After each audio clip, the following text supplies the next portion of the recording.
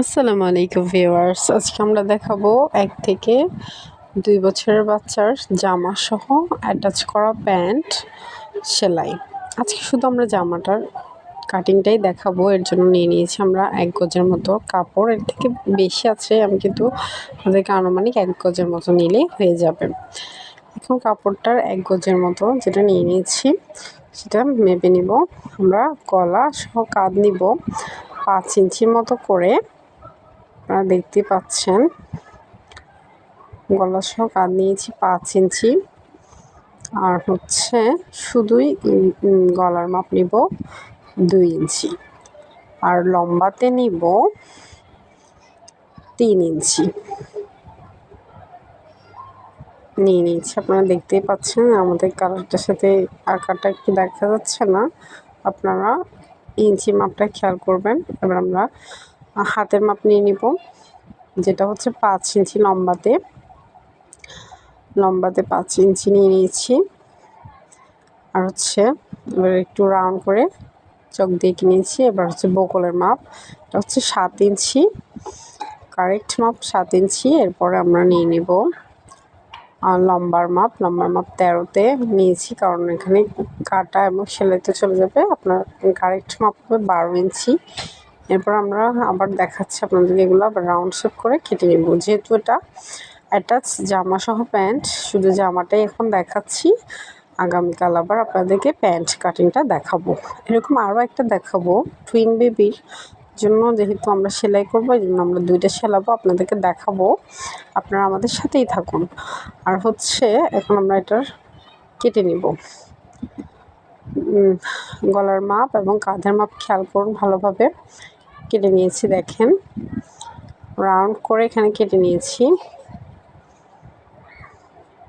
দেখতে অনেক কাটিংটা দেখতে অনেক সুন্দর হবে, আপনারা খেয়াল করুন। হচ্ছে কাট করতেছি। হাতা কাটিংয়ের পর আমরা দেখাবো গলা কাটিং। গলার কাটিং দেখানোর পরে আমরা একটু কাঁধটাকেও কেটে নিয়েছি কাঁধের সাইডে। এরপর আমরা জামার ফ্রন্ট সাইডটাও কেটে নিব, যেটা হচ্ছে আমরা বোতাম বা চেইন ইউজ করব। দেন হচ্ছে ইউজ করার পরে ইউজ করার জন্য আমরা ওটাকে একটু কেটে নিব। তারপর আমরা, আপনারা দেখেন খেয়াল করেন, কেটে নেওয়ার পরে আমরা এখন হাতার জন্য কাপড় নেব। আমরা এখানে কিন্তু একটা 4 পাটের কাপড় নিয়েছি। আপনারা একজনের জন্য সেলাই করলে 2 পাটের নেবেন।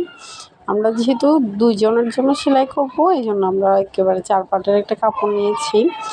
কিন্তু আপনাদের দেখার সুবিধাতে আমরা হাতা নিয়েছি, দেখেছেন তো 9 ইঞ্চি নিয়েছি। 9 ইঞ্চি, এটা হচ্ছে 9 ইঞ্চি লম্বাতে মাপ 9 ইঞ্চি। কারণ আমরা কাপড়টাকে খেয়াল করুন, চক দিয়ে ভালো করে আপনার মাপগুলা সাইডে চিহ্ন দিয়ে নেবেন মাপগুলোতে।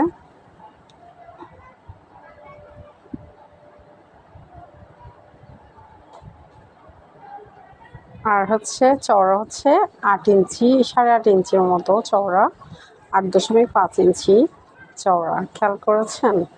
এরপর আমরা কেটে নেব। কেটে নেওয়ার পরে এটা এখন 4 পার্টে আছে, কিন্তু এটাকে আমরা এখন ভাঁজ করে নেব। আর আরেকটা বেবির জন্য, যেহেতু 2টা বেবির এই 2টা পার্ট আমরা রেখে দেব, আর 2টা পার্ট নিব, আর এটাকে ভাঁজ করে নেব। তাদেরকে দেখাচ্ছি, একটু ওয়েট।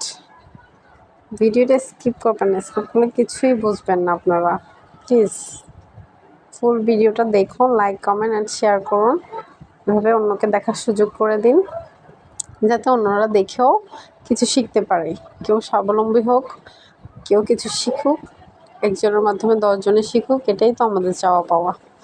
আপনারা ভিডিওটা বেশি বেশি শেয়ার করুন, যাতে আরেকজন শিখতে পারে।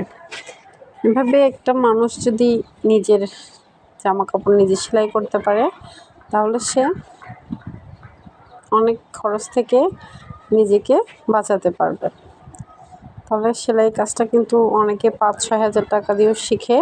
এখানে আপনারা কোনো কিছুই করা লাগতেছে না, ফ্রিতে শিখতে পারতেছেন এবং অন্যকেও শেখার সুযোগ করে দেন। আমরা এটাকে রাউন্ড শেপ করে কেটে নিব। যাই হোক, অনেক কথা বলেছি, ক্ষমার সুন্দর দৃষ্টিতে দেখবেন।